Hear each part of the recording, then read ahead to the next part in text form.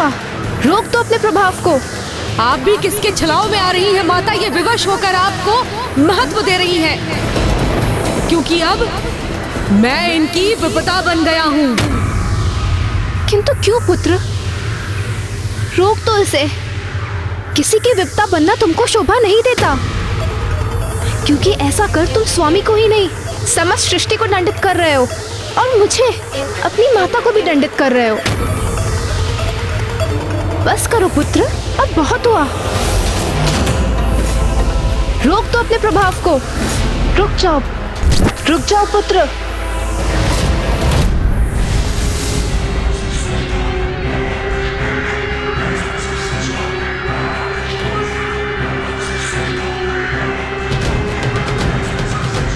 ये सूर्यदेव का तेज पूरा लौट क्यों नहीं रहा? सृष्टि की भलाई के लिए सूर्यदेव को पूर्ण रूप से मुक्त कर दो बालक।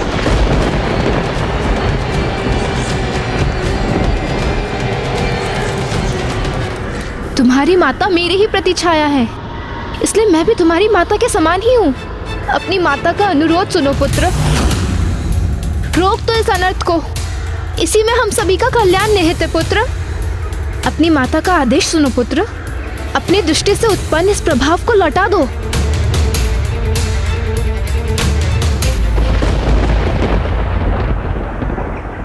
जो मैं कर चुका हूँ उसे लौटाने में तो मैं भी असमर्थ हूँ माँ।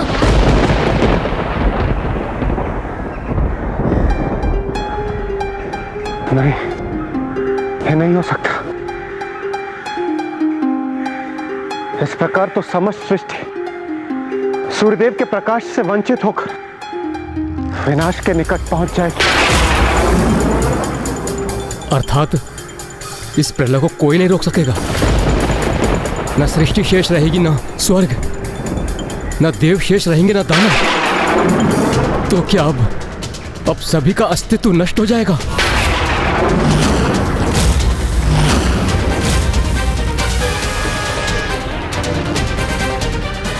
ये तुमने क्या किया पुत्र? अब ये जगत तुम्हारा किस नाम से परिचय प्राप्त करेगा? यही कहेगा ना कि तुम वो छाया पुत्र हो जिसने संसार से सूर्य देव को लुप्त कर प्रलय की स्थिति उत्पन्न कर दी है। और वो भी तभी संभव है जब कोई किसी का नाम लेने के लिए शेष रहेगा, अन्यथा अब तो सभी कुछ नष्ट हो जाएगा।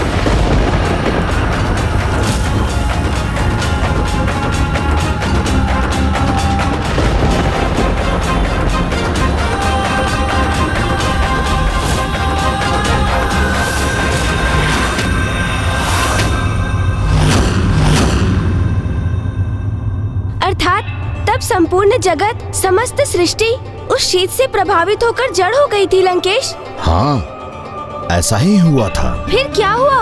सब कुछ यथावत कैसे हुआ? इसमें कौन सहायक बना लंकेश? ऐसी विकट स्थिति में भला और कौन सहायक बन सकता था? लंकेश जी, जल।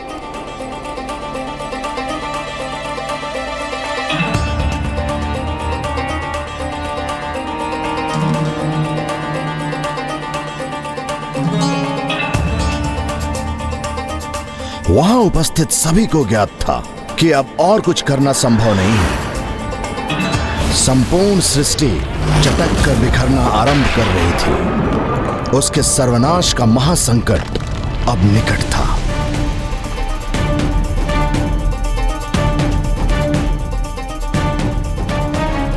तब सभी ने मेरे प्रभु महादेव शिव शंकर शंभु का स्मरण किया और सभी ने मिलकर उनका स्तुति गान आरंभ किया।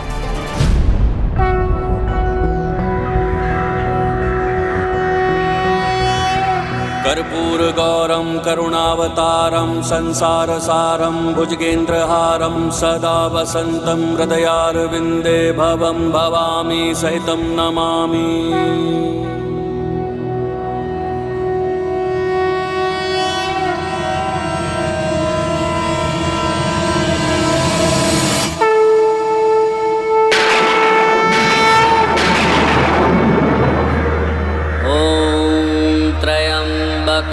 यजामहे सुगंधिं पुष्टिवर्धनम् उर्वारुकमिव बन्धनामृत्यैर्मुक्षीयमामृता ॐ त्र्यम्बकं यजामहे। बालक शनि, जिसे कुछ समझ में नहीं आ रहा था कि वो क्या करे, तभी वो अकस्मात ही वही दिव्य स्तुति उच्चारित करने लगे जो सूर्यदेव कर रहे थे। ॐ त्र्यम्बकं यजामहे सुगन्धिं पुष्टिवर्धनम् उर्वारुकमिव बन्धनात् मृत्युर्मुक्षीयमामृतात् ॐ त्र्यम्बकं यजामहे सुगन्धिं पुष्टिवर्धनम्। इस दिव्य मंत्र के उच्चारण से जिस अनुपम शक्ति और भक्ति का संचार हो रहा है वो मुझे अत्यंत प्रभावित कर रहा है।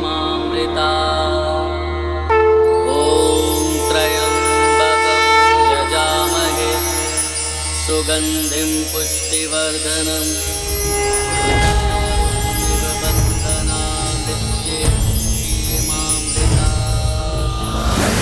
सदाशिवं नमामि हे उमापति जनीलकण्ठ जय अनंत नमोस्तुते नमोस्तुते। भोलेनाथ भक्त के हो कष्ट से निवारते, ये सृष्टि सारी संकटों से शिव ही है उबारते। ओम नमः शिवाय, ओम नमः शिवाय, ओम नमः शिवाय, ओम नमः शिवाय, ओम नमः शिवाय, ओम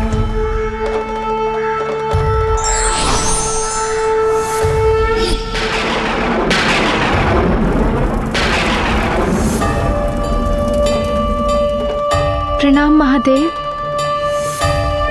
आपके दर्शन पाकर मैं कृतार्थ हुई। महादेव प्रणाम। महादेव प्रणाम महादेव।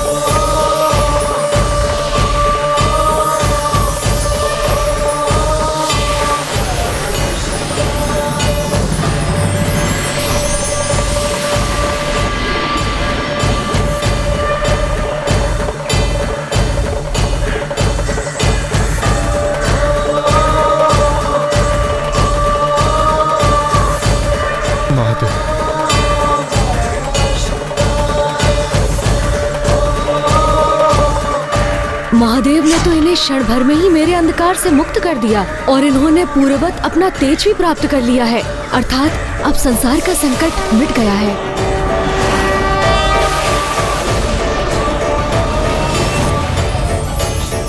महादेव की, जगत पिता महादेव की, जगत पिता महादेव की, महादेव की, जगत पिता महादेव की।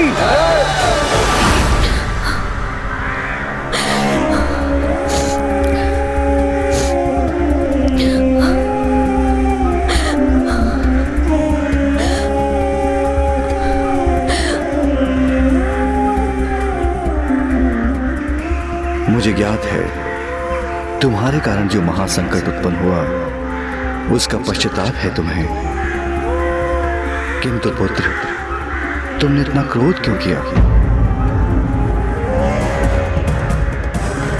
प्रभु, माँ की पीड़ा मुझसे नहीं सही जाती। उनके गर्भ से जन्म लिया है मैंने, उनका अंशी तो हूँ। उनका दुख मुझे दुखी करता है। देवी छाया, जिनका अस्तित्व ही मेरे लिए भ्रम के समान था, मेरे द्वारा उनका परित्याग कहाँ अनुचित है? उनके अपमान से मैं अपमानित होता हूँ और उनके कष्टों से उत्पन्न पीड़ा मेरे अंतर को भेद देती है। अपनी माँ को अपमानित और पीड़ित अवस्था में मैं कभी भी नहीं देख सकता प्रभु।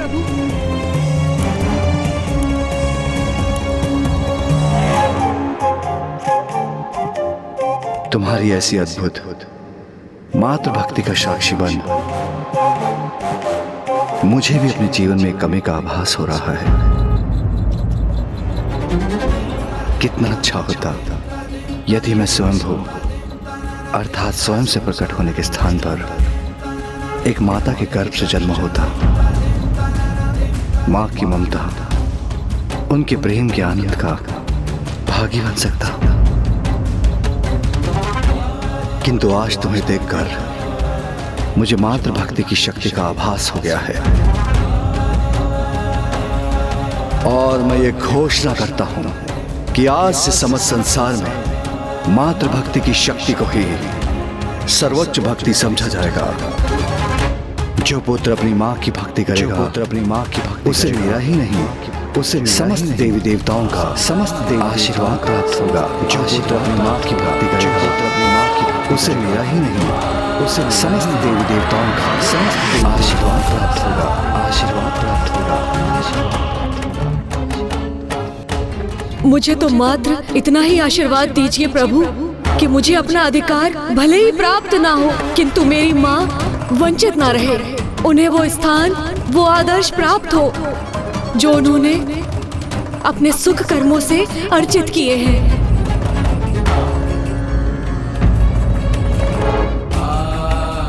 सूर्यदेव, ऐसे प्रतापी मातृभक्त पुत्र को और ऐसी महान माता को जिसने ऐसे सहयोग पुत्र को जन्म दिया हो, उनको उनके अधिकार देने से नकार रहे हैं अब अत्यंत महान व्यक्तित्व और अति उत्तम जीवन मूल्य है इन दोनों माता पुत्र के।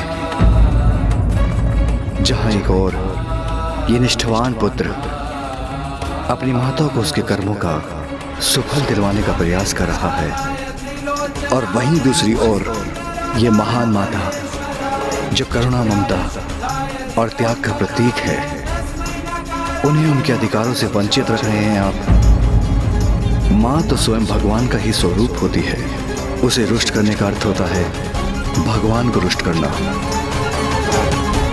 मुझे क्षमा कर दीजिए महादेव, मुझसे बहुत बड़ी भूल हो गई, किंतु मैं अपनी इस भूल को सुधारने में तनिक भी विलंब नहीं करूंगा भगवान।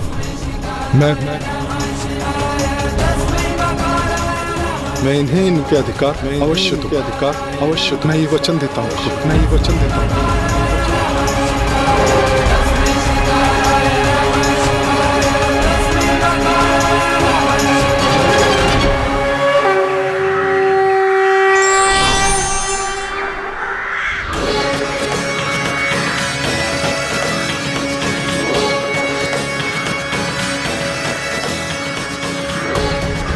मुझे क्षमा करना देवी, क्षमा करना पुत्र। आज समस्त देवताओं की उपस्थिति में मैं देवी छाया को अपनी अर्धांगिनी और शनि को अपने पुत्र के रूप में सहर्ष स्वीकार करता हूं।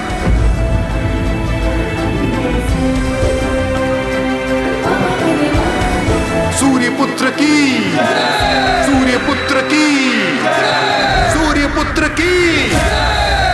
बालक हो, ना समझ हो, इसीलिए ऐसी अनुचित मांग रख रहे हो। और जिस प्रकार तुम व्यवहार कर रहे हो एक उद्दंड, एक पथभ्रष्ट बालक के समान, तो तुम्हें तो अपने पुत्र का अधिकार देने का कोई प्रश्न ही नहीं उठता। मुझे चेतावनी देने का दुस्साहस कर रहे हो। अपनी माँ की आज्ञा का पालन करना भी नहीं सीखा तुमने, उद्दंड बालक। उनकी आज्ञा सुनो और चले जाओ यहाँ से। रुकिए, रुकिए, रुकिए।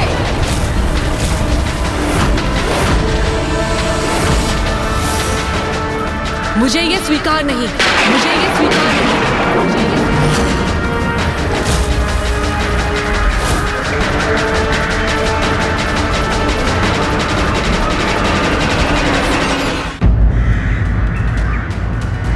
मुझे आपका पुत्र पुकारे जाने की कोई इच्छा नहीं।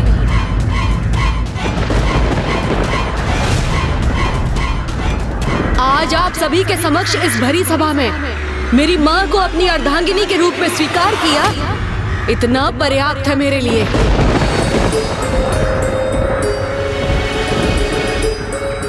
जिस पुत्र को आपने पूर्व में अस्वीकार किया था उसको आपकी दया की कोई आवश्यकता नहीं। ये तुम क्या कह रहे हो पुत्र? ये पिता है तुम्हारे। तो इन्हें पिता का दायित्व तब भी नहीं भूलना चाहिए था जब मैं आपकी गर्भ में था। पुत्र, जो भूल अतीत में हो चुकी है उसे भूल जाओ। क्षमा करो अपने पिता को।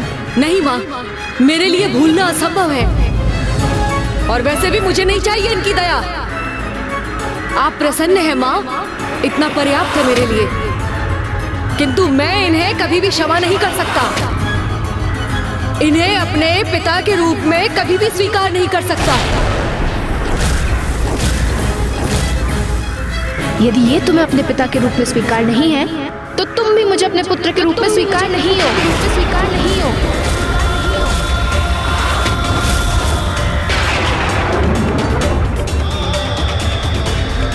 हाँ, यदि ये तुम्हारे पिता नहीं तो मैं इनकी अर्धांगिनी तुम्हारी माता कैसे हो सकती हूँ? जाओ, किसी निर्जल स्थान में जाकर ध्यान करो, तपस्या करो और अपने क्रोध को शांत करो। तब मेरे पास लौट कर आना और इन्हें अपने पिता के रूप में स्वीकार करना। तभी मैं तुम्हें पुनः अपने पुत्र के रूप में स्वीकार करूंगी, अन्यथा मुझे कभी मां मत पुकारना।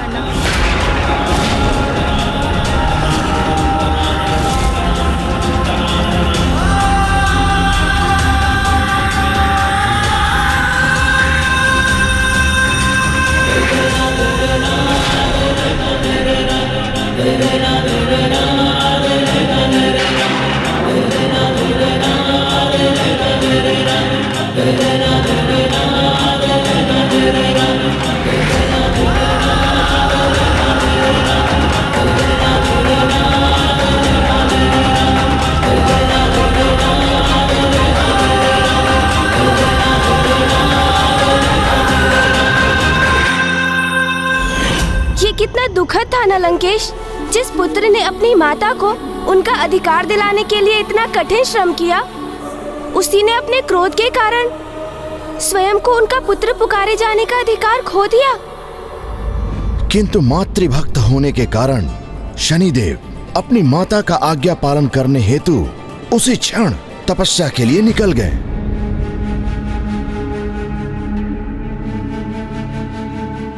जाओ, किसी निर्जल स्थान में जाकर ध्यान करो, तपस्या करो और अपने क्रोध को शांत करो।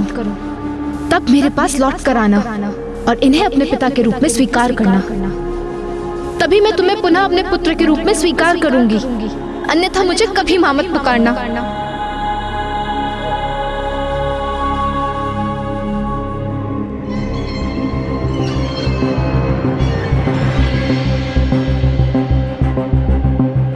ओम नमः शिवाय, ओम नमः शिवाय। उसके उपरांत बालक शनि अपने घोर तपस्या में ऐसे डूबे कि अनेक वर्षों तक धूप, आंधी, वर्षा, शीत आदि सहकर निरंतर अपनी तपस्या में लीन रहे और एक मनोहर आकर्षक नवयुवक में परिवर्तित हो गए।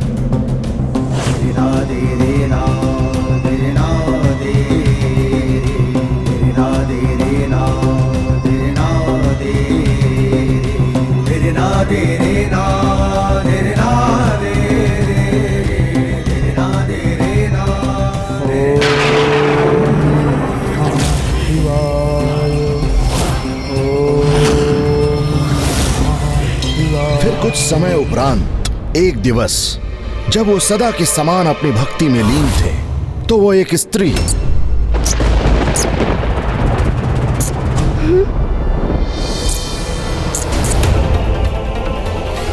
कौन है मेरे पीछे? कहीं से तो ध्वनि आई थी।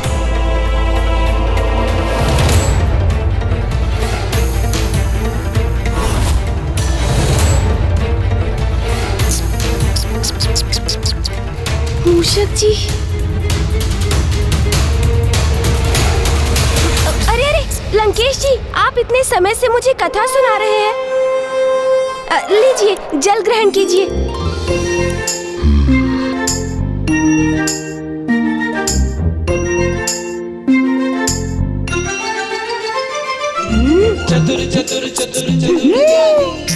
मूषक जी भी ना शांत रहकर कोई कार्य भी नहीं कर सकते।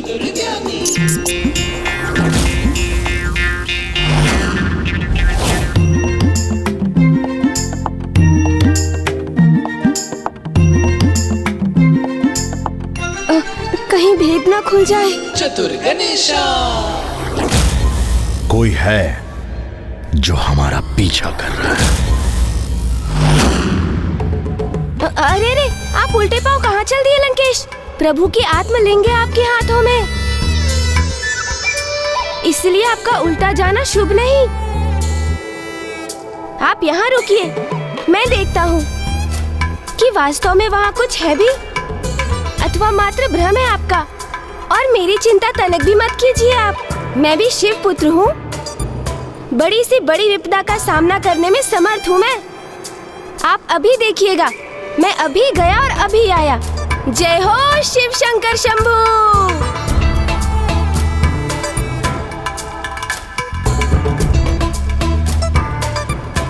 मूषक जी। प्रभु। मूषक जी, धीरे स्वर में कहिए। यदि लंकेश तक हमारा स्वर पहुंच गया तो मेरी वो योजना व्यर्थ हो जाएगी जिसके लिए मैंने आपको यहाँ बुलाया है। योजना? कैसी योजना प्रभु?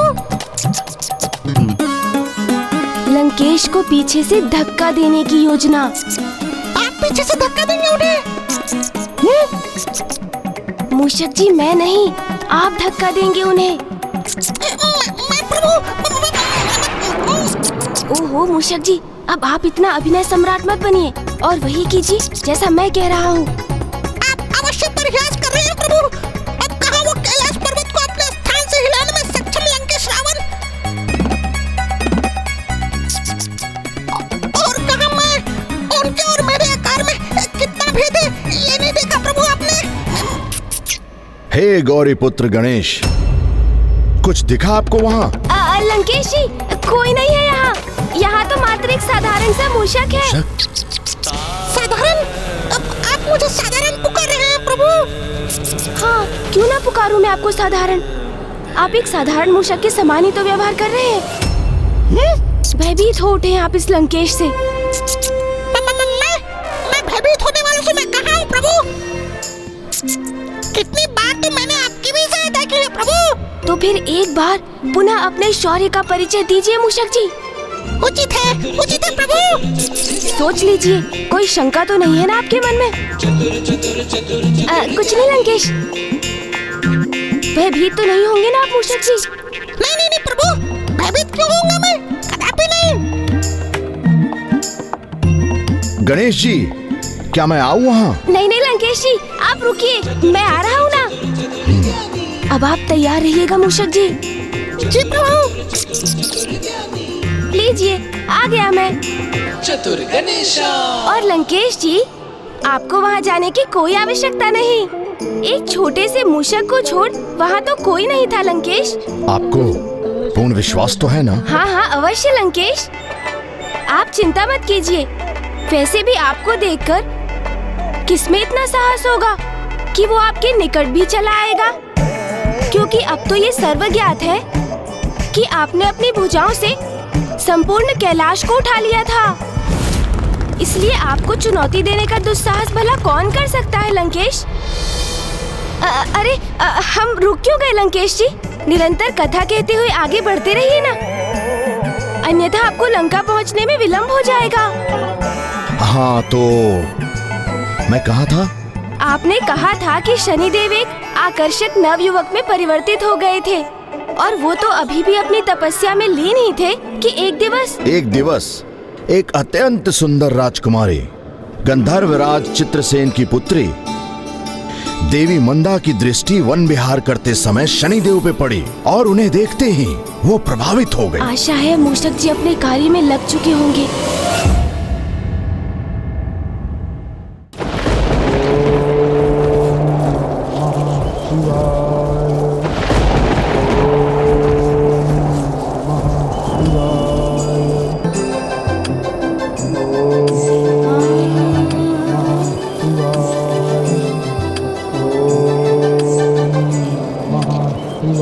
ओम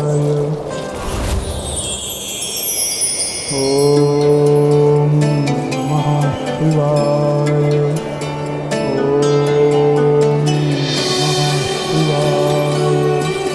ओम नमः शिवाय। मन तो करता है इन युवा तपस्वी को निहारती ही रहूं, जिन्होंने युवावस्था के समस्त मनोविनोद के आकर्षण को त्याग कर तपस्या का कठिन मार्ग चुना है। राजकुमारी मंदा को तो युवा तपस्वी शनि को देखते ही उनसे प्रेम हो गया और उन्होंने निर्णय लिया, मैं यहीं रहकर इन तपस्वी की सेवा करूंगी और मुझे विश्वास है कि जब इनका तप पूर्ण हो जाएगा तब ये मुझे अपनी अर्धांगिनी के रूप में अवश्य स्वीकार करेंगे।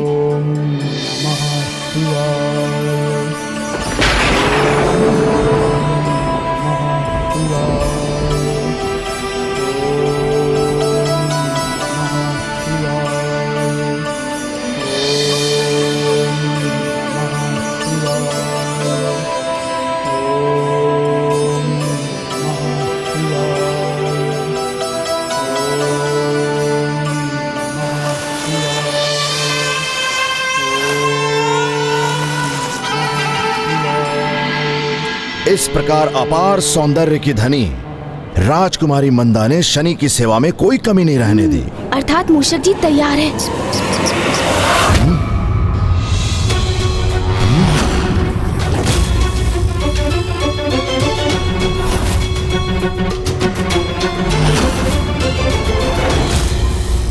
मैंने कहा था ना लंकेश, वहाँ कुछ भी नहीं है। आप तो बस मुझे कथा सुनाते रहिए।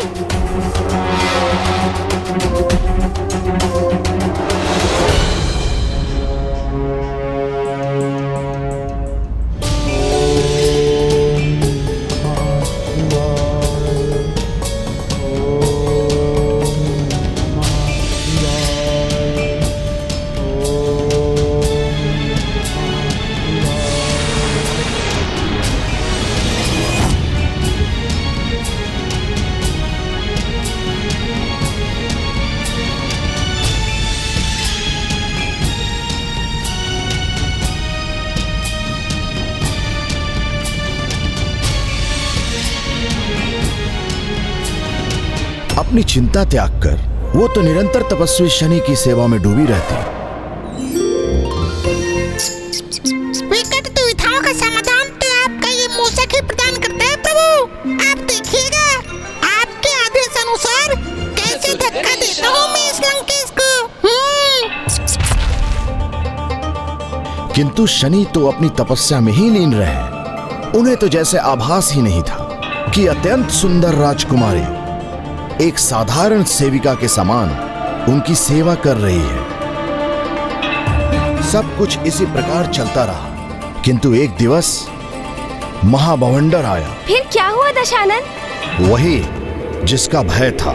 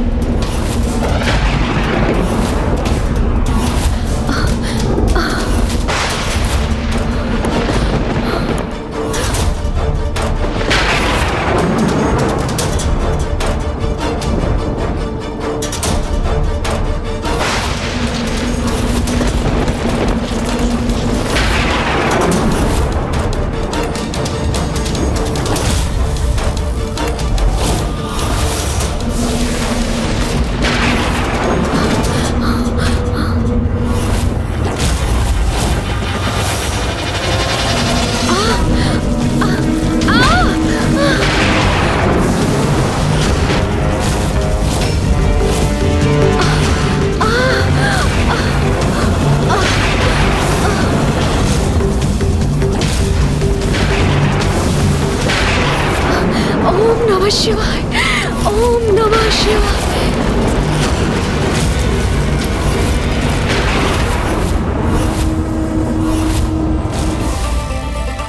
एक मूषक का इतना दुस्साहस! दशानन की उस बट्टी की ये कठोर दृष्टि संकट का सूचक है मेरे लिए।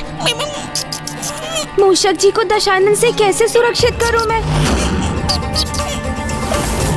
इस विशालकाय दशानन से इस प्रकार उलझना उचित नहीं। मुझे अपनी दिशा परिवर्तित करनी होगी।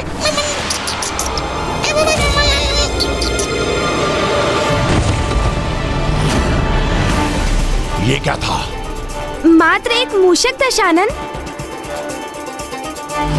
मूषक था, ये तो मैंने भी देखा शिवनंदन, किंतु ये मूषक मेरे पीछे क्यों है? दशानन लंकेश एक तुच्छ मूषक की चिंता करे, ये आपको शोभा नहीं देता। आप निश्चिंत रहें, यदि वो पुनः प्रकट हुआ तो मैं ही उसका उपाय कर दूंगा। किंतु आप तो अपने वचन पर स्थिर रहिए, मुझे आगे की कथा सुनाइए। बताइए मुझे, जब सूर्यपुत्र शनि की तपस्या भंग हुई तो फिर क्या हुआ? उनकी तपस्या भंग होने पर जहां एक ओर शनि अपने क्रोध पर नियंत्रण ना रख पाए, वहीं दूसरी ओर देवी मंदा उनका क्रोध देखकर भयभीत और स्तब्ध थी।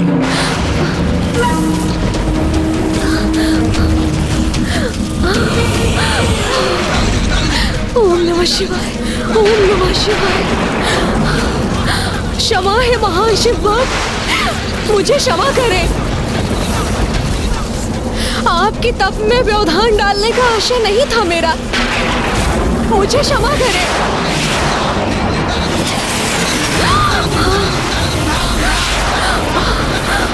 इन शिव भक्त के कोप का प्रवाह कैसे सहूंगी मैं? ओम नमः शिवाय, ओम नमः शिवाय, ओम नमः शिवाय,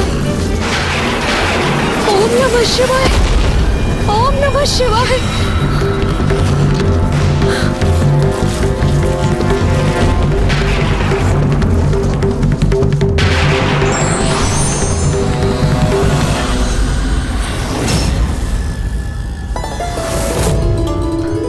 अद्भुत, मुझे आहत नहीं किया इन तेजस्वी शिव भक्त ने, अपितु अपने प्रभाव से इस झाड़ीदार पौधे को मुझसे दूर किया जो मुझे कष्ट पहुंचा रहा था।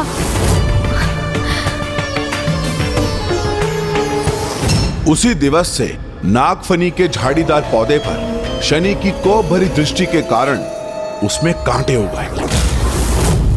तपस्वी शनि ने देवी मंदा पे अपने क्रोध का प्रभाव तक नहीं होने दिया, किंतु इसका यह अर्थ नहीं था कि उनका क्रोध शांत हो गया था। वो तो बस देवी मंदा के त्याग का आभास होने पर कुछ समय के लिए शांत हो गए।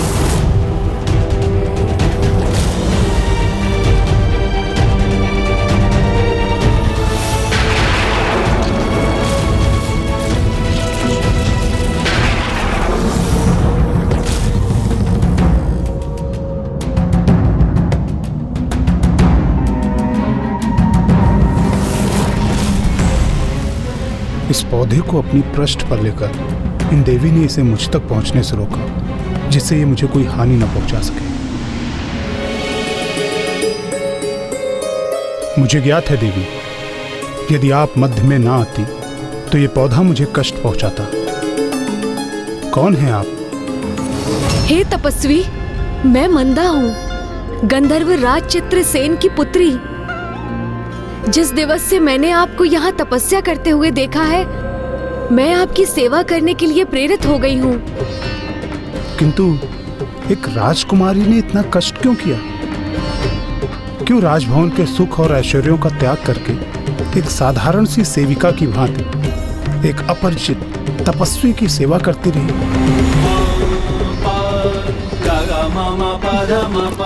क्योंकि युवा अवस्था में तो सभी का रुझान सुख ऐश्वर्य प्राप्त करने का होता है, किंतु उस आयु की भ्रामक अवस्था से आप तनिक भी प्रभावित नहीं थे। आपने तो सभी सुखों का परित्याग कर शिव भक्ति कर प्रभु की तपस्या का मार्ग चुना। मैं आपके इस त्याग से इतनी प्रभावित और आकर्षित हुई कि मेरे हृदय ने आपके समक्ष समर्पण कर दिया। मेरे अंतर में आपके लिए प्रेम की भावना जागृत हो गई।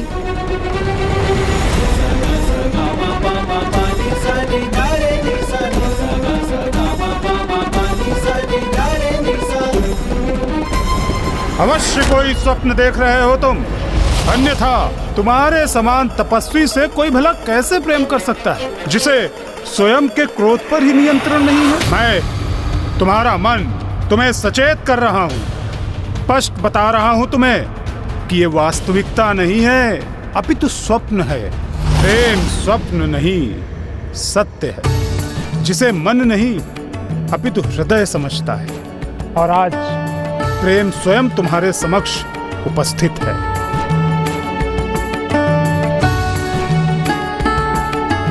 जाओ, इसे स्वीकार कर लो। और क्या तुम नहीं चाहते कि ऐसी सुंदर युवती तुम्हारी अर्धांगिनी बने? इनके मुख की मुस्कुराहट कदाचित मेरे लिए शुभ संकेत है। यदि मैं मान भी लूं कि ये सत्य है, तो तुम अपने हृदय में उन देवी के प्रति प्रेम उत्पन्न मत होने देना, क्योंकि तुम भला प्रेम की कोमलता कहाँ समझ सकोगे। तुम अपने साथ साथ इन देवी का जीवन भी दुष्कर बना दोगे। अब इनकी मुस्कुराहट लुप्त क्यों हो गई? प्रेम सीखा नहीं जाता, वो तो व्यक्ति के भीतर का भाव होता है, जो उचित समय पर नेत्रों के भाव से प्रकट होता है। और वही तो हो रहा है आज तुम्हारे साथ। इनके मुख का भाव स्थिर क्यों नहीं हो रहा है? इसका क्या अर्थ समझूं मैं? क्या तुम अपने क्रोध से परिचित नहीं हो? स्मरण करो, यदि इन देवी ने तुम्हारे आराध्य प्रभु महादेव का नाम ना लिया होता, तुम उस नागफनी के पौधे के स्थान पर इन देवी को अपने कोप का भागी बनाते। प्रेम तो क्रोध को भी अपने वश में कर लेता है, क्योंकि जब मन में प्रेम होता है तो वहाँ क्रोध के लिए कोई स्थान नहीं बचा। ये सत्य नहीं है, मिथ्या है ये। अपने मन का मेरा कहा मानो, ये तुम्हारे संपूर्ण जीवन का प्रश्न है। तो भ्रमित करता ही है, किंतु तुम मत उलझो उसके भ्रम के जाल, मत नकारो प्रेम को, स्वीकार करो उसे। अन्यथा ऐसी दिव्य सुंदरी का साथ पाने का सौभाग्य खो दोगे तुम, जिनकी आंतरिक सुंदरता उनकी बाहरी सुंदरता से भी अधिक है।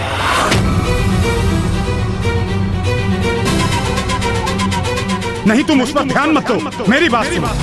दो जीवनों का भविष्य निर्भर है तुम पर, अपने हृदय के भावों द्वारा संचालित। नहीं, मेरी बात सुनो, अपने प्रेम को स्वीकार करो, क्योंकि ये तो मात्र और मात्र प्रेम का ही प्रश्न है। नहीं, तुम उस पर ध्यान मत दो, मेरी बात सुनो। दो जीवनों का भविष्य हृदय के भावों द्वारा संचालित। नहीं, मेरी बात सुनो, अपने प्रेम। नहीं, तुम उस पर ध्यान मत दो, मेरी बात। जीवनों का भविष्य निर्भर है। नहीं, तुम उस पर ध्यान मत दो, मेरी बात। नहीं, तुम उस पर ध्यान मत दो, मेरी बात। दो जीवनों का भविष्य निर्भर हृदय के। नहीं, तुम उस पर ध्यान मत दो, मेरी बात। हे देवी, मैं आपके सौंदर्य और आपके करुणामयी स्वभाव से अत्यंत प्रभावित हूँ, किंतु मुझे अभी तक ये स्पष्ट नहीं है कि आप मेरी सेवा करके मुझसे चाहती क्या है, क्योंकि मैं तो आपको कुछ भी देने में असमर्थ हूँ। इस छाया पुत्र शनि के पास भला है ही क्या?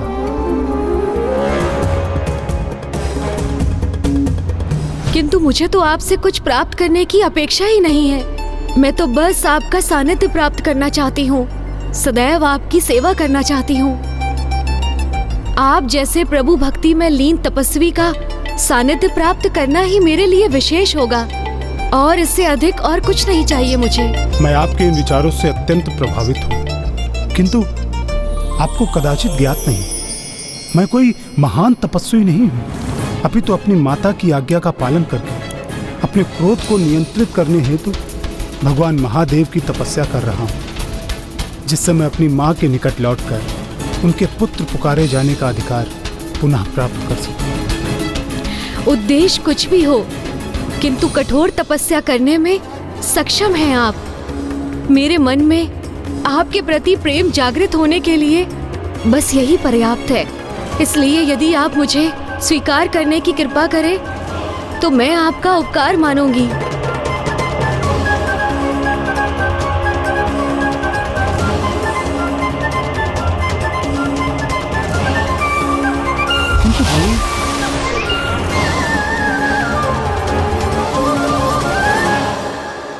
देवी, मैं आपको अपनी अर्धांगिनी के रूप में स्वीकार करूंगा, किंतु उससे पूर्व एक अवस्था का पूर्ण होना अनिवार्य है।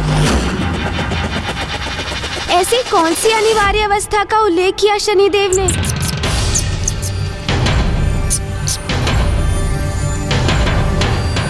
आप रुक क्यों गए दशानन? बताइए ना, देवी मंदा से क्या कहा उन्होंने? शनिदेव ने देवी मंदा से विवाह के लिए जो अवस्था रखी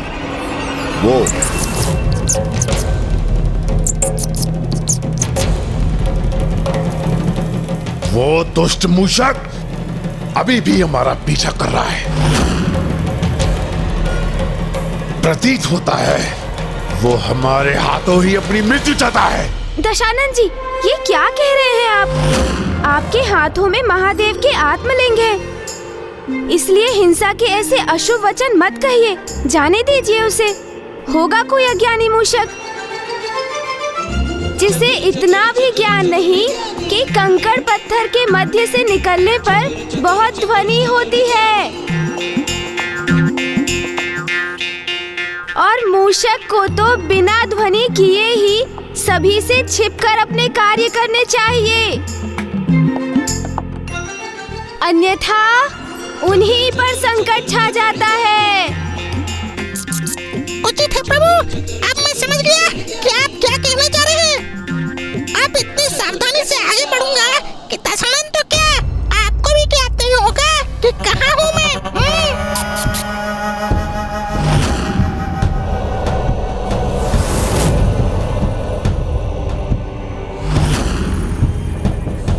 मुझे ज्ञात है वो दंड मूषक अवश्य यहीं कहीं छिपकर हम पर अपनी दृष्टि साध रहा है, तो सर्वप्रथम उसका अंत करना ही उचित होगा। फिर आगे बढ़ते हैं। लंकेश जी, एक छोटे से तुच्छ से मूषक के ऊपर इतना समय व्यर्थ करने का क्या लाभ दशानन जी? और वैसे भी अभी तो आपको मुझे प्रभु शिव की अनेक कथाएं सुनानी है, क्योंकि प्रभु शिव शंकर शंभू के सबसे बड़े भक्त का सानिध्य पाकर भी उनके मुख से शिव कथाओं का श्रवण ना किया तो क्या किया? ये तो उचित कह रहे हैं शिवनंदन। महादेव का सर्वोच्च सर्वश्रेष्ठ महाभक्त तो मैं ही हूँ। तो हे महाशिव भक्त, कृपा कर मुझे ये बताइए कि फिर क्या हुआ? ऐसी कौन सी अवस्था रख दी थी शनि जी ने? चतुर गणेशा। एक मात्र भक्त पुत्र थे वो, इसलिए उनकी इच्छा थी कि वो अपनी माता की अनुमति प्राप्त करने के बाद ही देवी मंदा से विवाह करेंगे, और ये देवी मंदा को सहज स्वीकार था। इसलिए उन दोनों ने तभी सूर्यलोक की ओर प्रस्थान भी किया। किंतु अभी भी इसमें शंका थी कि वो दोनों समय रहते सूर्यलोक पहुंचकर देवी छाया से भेंट कर पाएंगे भी या नहीं, क्योंकि वो दिवस देवी छाया के जीवन का अंतिम दिवस होने वाला था। देवी छाया का अंतिम दिवस? किंतु क्यों? देवी संज्ञा अपने ही ग्रस्त जीवन में अपने ही छाया के प्रभाव से दुखी होकर पीड़ा का अनुभव कर रही थी, क्योंकि वो अपने स्वामी सूर्यदेव के प्रति जो भी दायित्व निभाने के लिए प्रेरित होती, उन दायित्वों को देवी छाया देवी संज्ञा से पूर्व ही संपन्न कर देती।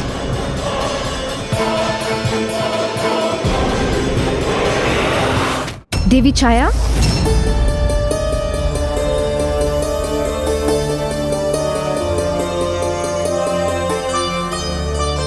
जो वचन आपने मुझे दिया था, आपको स्मरण है ना?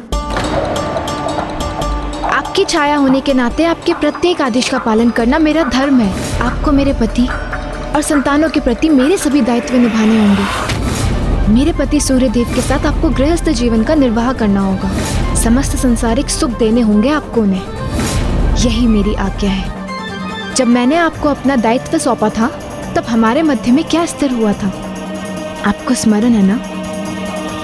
और जब मैं यहाँ लौटूं, तो आपको पुनः मुझ में समाहित होना होगा, और आपको मुझे एक और वचन देना होगा कि हमारे इस संवाद की सूचना किसी को नहीं होनी चाहिए। मैं आपको वचन देती हूँ। मुझे स्मरण है देवी संज्ञा।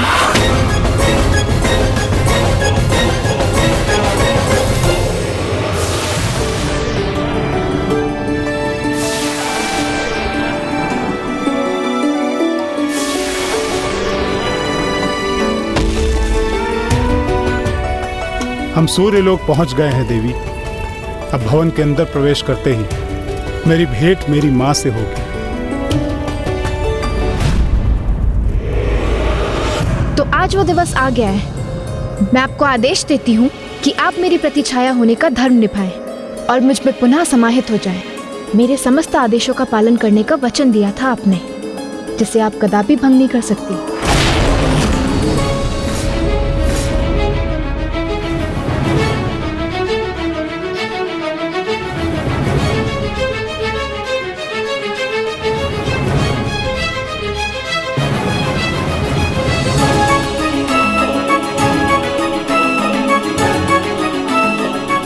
मैंने आपको अपनी अर्धांगिनी के रूप में स्वीकार किया है देवी छाया, किंतु यह भी सत्य है कि आप इन्हीं की देवी संज्ञा का ही एक भाग हैं। इसीलिए अब यही उचित होगा कि आप देवी संज्ञा में पुनः समाहित होकर अपने वचन का पालन करें।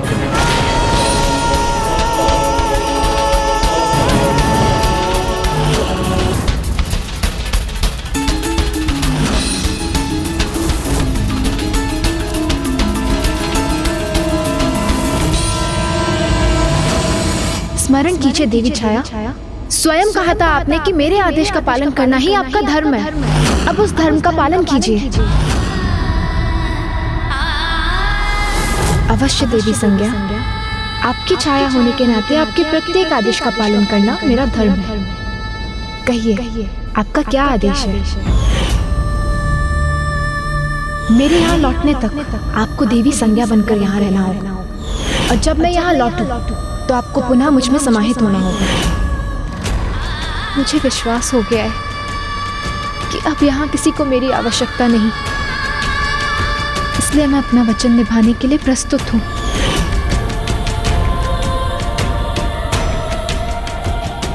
माँ,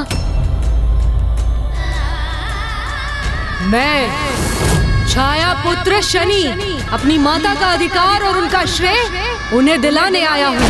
जाओ, किसी निर्जल स्थान में जाकर ध्यान करो, तपस्या करो और अपने क्रोध को शांत करो। तब मेरे पास लौट कर आना और इन्हें अपने पिता के रूप में स्वीकार करना।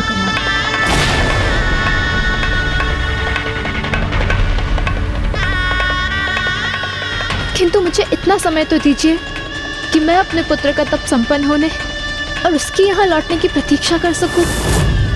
मुझे आभास हो रहा है कि वो शीघ्र ही यहाँ लौटने वाला है।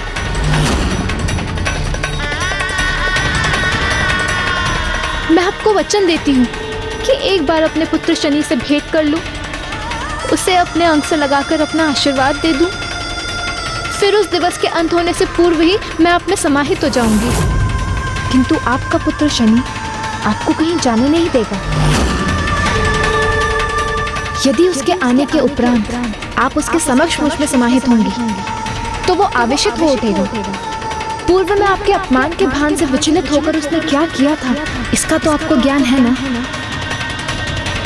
और वो पुनः मुझे अपनी माता और स्वामी को अपना पिता मानने से अस्वीकार कर देगा।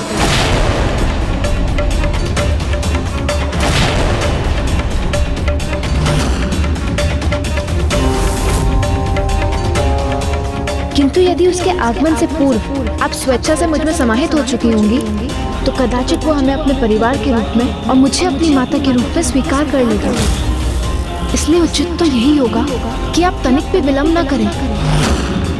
यदि ऐसा करने में मेरे पुत्र को परिवार का सुख प्राप्त होगा तो मैं ऐसा अवश्य करूंगी।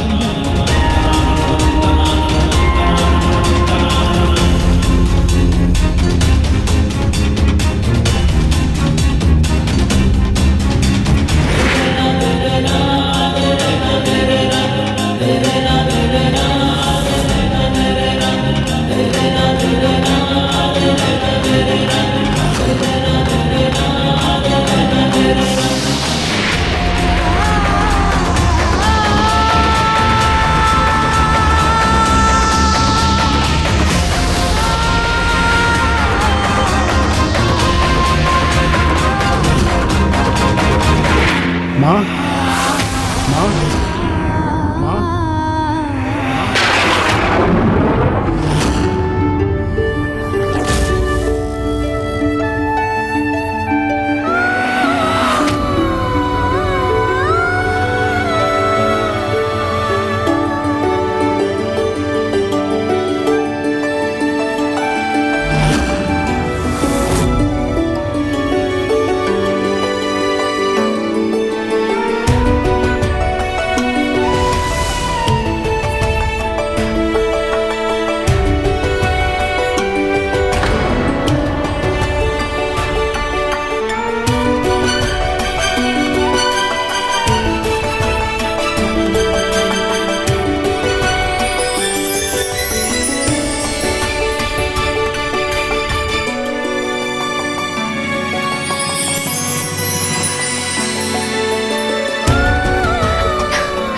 पुत्र, मेरा पुत्र शनि।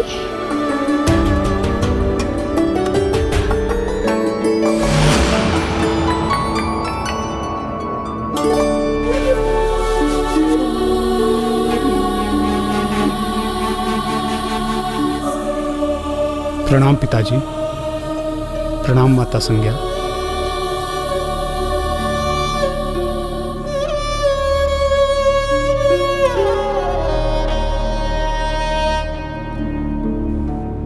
माँ,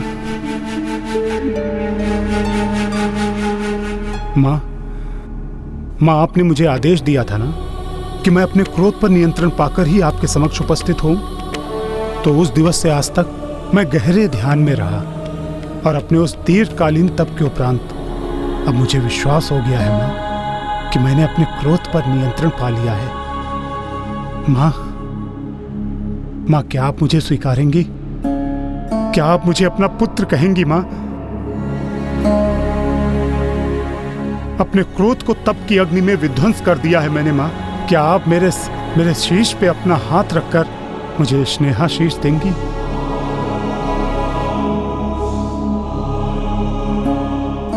चाहिए देवी छाया, आपका पुत्र आपको पुकार रहा है, आशीर्वाद दीजिए उसे।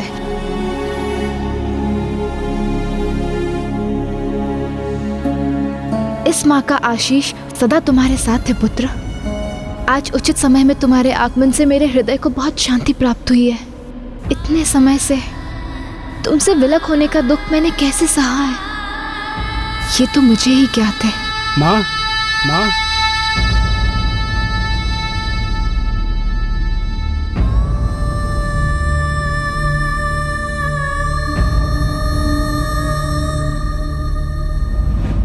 अंततः मातृभक्त पुत्र शनि जी को उनकी माता की ममता का सुख पाने का अवसर प्राप्त हो ही गया। हाँ, किंतु ये सुख अधिक समय तक कहाँ रहने वाला था, क्योंकि जैसा कि मैंने कहा, वो देवी छाया के लिए अंतिम दिवस जो था। अंतिम दिवस?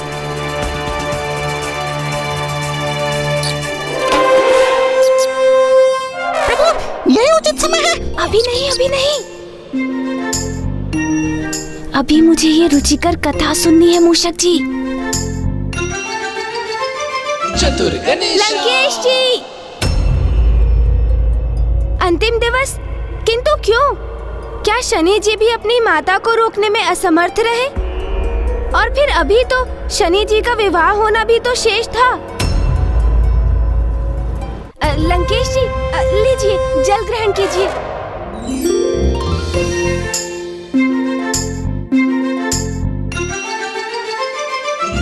चतुर गणेशा। उनके विवाह में तो कोई बाधा नहीं आई और देवी छाया को भी ये ज्ञात था कि अब उनके पास अब समय शेष नहीं है। तो उन्होंने इस प्रस्ताव को तत्काल ही स्वीकार कर लिया, क्योंकि वो तो प्रस्थान करने हेतु दृढ़ निश्चय ले चुकी थी। अब हमारे विवाह के उपरांत हमारा ये परिवार एक सुखमय जीवन व्यतीत करेगा। एक बार शनि से मिल लूं, उसे गले लगा लूं, आशीर्वाद दे दूं, फिर मैं खुद उसी दिन सूर्यास्त से पहले आप में समाहित हो जाऊंगी। क्या हुआ माँ? आपकी चिंता का कारण क्या है? शनि, मेरे पुत्र, तुम सदा अपने पिता और माता संज्ञा का सम्मान करना। अपने भ्राताओं और बहनों को प्रेम करना, उनका ध्यान रखना। अवश्य करूंगा माँ, किंतु आप ऐसा क्यों कह रही हैं जैसे कि आप हमसे दूर जाने वाली हैं? पुत्र, मैं पुनः देवी संज्ञा में समाहित होने वाली हूँ।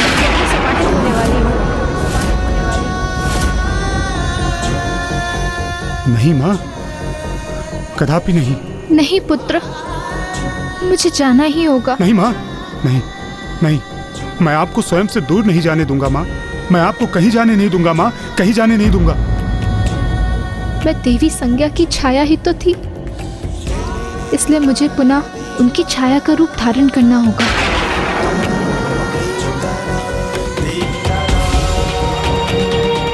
पिताजी, पिताजी, माँ ऐसा हट क्यों कर रही हैं और आप उन्हें रोक क्यों नहीं रहे? क्या कारण है पिताश्री? आपने माँ से कुछ कहा है क्या? इस प्रकार भावुक होना उचित नहीं है पुत्र, कि तुम मिथ्या और सत्य में भेद करने में ही असमर्थ हो जाओ। सत्य तो यही है कि तुम्हारी माता छाया और मेरी अर्धांगिनी देवी छाया देवी संज्ञा का ही प्रतिरूप है। इसीलिए कभी न कभी उन्हें देवी संज्ञा में ही समाहित होना था। ये वचन स्वयं तुम्हारी माता ने ही दिया था। वचन? वो वचन दिया था? नहीं, मैं ऐसे किसी वचन को नहीं मानता। और आप उन्हें स्वयं से दूर करने के अनुचित कारण क्यों ढूंढ रहे हैं? मेरी माँ इसी रूप में क्यों नहीं रह सकती पिताश्री? क्यों नहीं रह सकती मेरी माँ इसी रूप में? वो देवी संज्ञा की ही छाया है। अर्थात ये कैसी दुविधा है? मेरी सहभागिनी मूल रूप से एक होकर भी मेरे साथ दो समान रूपों में रह रही हैं। क्यों ना वो एक होकर मेरी और अपनी इस दुविधा को दूर करे? और ये स्थिति देवी संज्ञा के लिए भी कितनी कष्टप्रद है। क्या हमें उनका विचार नहीं करना चाहिए?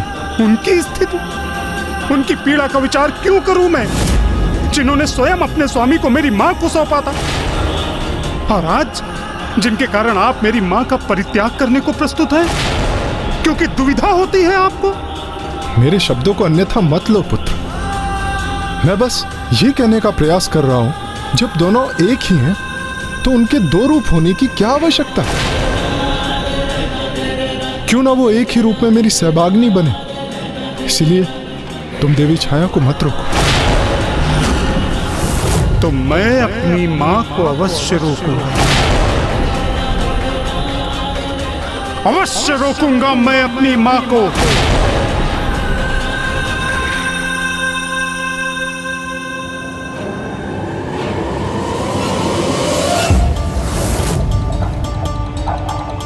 मैं अपनी मां को अवश्य रोकूंगा, और यदि आपको ये स्वीकार नहीं तो आपको मुझे अपना पुत्र कहने का कोई अधिकार नहीं।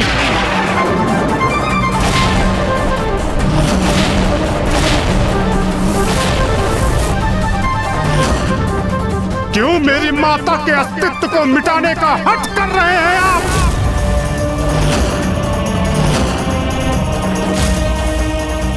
कोई नहीं मिटा रहा तुम्हारे माँ के अस्तित्व को। देवी छाया का अस्तित्व मेरी छाया के रूप में ही था, वो सदैव वही बनकर रहेंगी। तो छाया रूप में ही रहने देना चाहिए था उन्हें ये शरीर, ये आत्मा, ये हृदय क्यों दिया जो आज पीड़ा से आहत है? और मेरे लिए वो छाया नहीं है, मेरी माँ है। माँ, मेरे पिता की अर्धांगिनी है वो, और आज आपको उनसे समस्या हो रही है। तो इसका विचार आपने उस समय क्यों नहीं किया जब आपने उन्हें अपनी गृहस्थी सौंपी थी? वो मूर्त रूप ही क्यों प्रदान किया जिसे आज आप स्वयं नष्ट करने पर स्थिर हैं? वो मेरी भूल थी, और तब जो मुझसे भूल हुई थी उसे मैं आज सुधार रही हूँ पुत्र। भूल?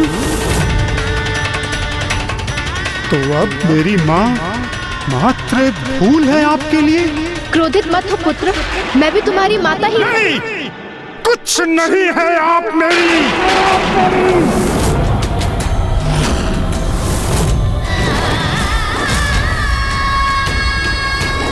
पुत्र, पुत्र, तुमने तो मुझसे कहा था कि तुमने अपने क्रोध पे नियंत्रण पा लिया है। क्या सत्य कहा था तुमने पुत्र? नहीं माँ, कदापि नहीं। किंतु माँ, आपके साथ जो कुछ भी हो रहा है वो उचित नहीं है। माँ रुक जाइए, मत जाइए माँ। नहीं देवी छाया, अब आपका और रुकना उचित नहीं। आज इस जटिल समस्या का अंत होना ही चाहिए, किंतु आप देखना यह है कि आप किसके शब्दों का मान रखती हैं। अपने स्वामी का आदेश मानती हैं या अपने पुत्र का?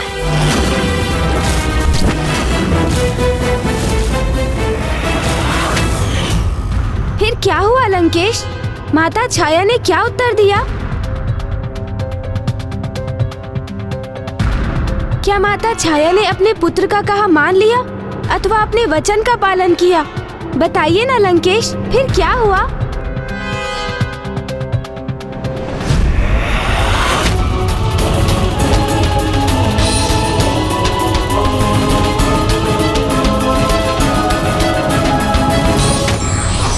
पूर्व में की गई भूल बाद में कई विकट परिस्थितियों को जन्म देती है, इसलिए व्यक्ति को कोई भी कार्य करने से पूर्व विचार कर लेना चाहिए। विघ्नहर्ता श्री गणेश के अद्भुत शक्तियों से भरे वीडियोस देखने के लिए चैनल को सब्सक्राइब करना न भूलें और साथ ही बेल आइकॉन भी दबाएं।